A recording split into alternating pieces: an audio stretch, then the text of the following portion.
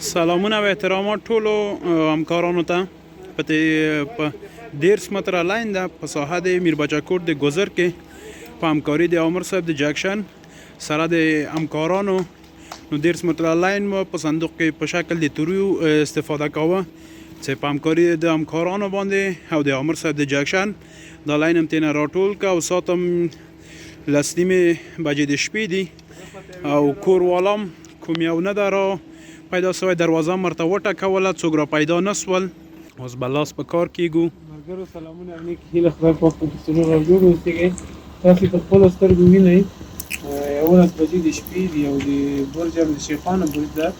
موږ د شپې راوتلي یاست د غجاک په خاطر باندې دا لاین وینئ تاسو نو توري لاینونه دي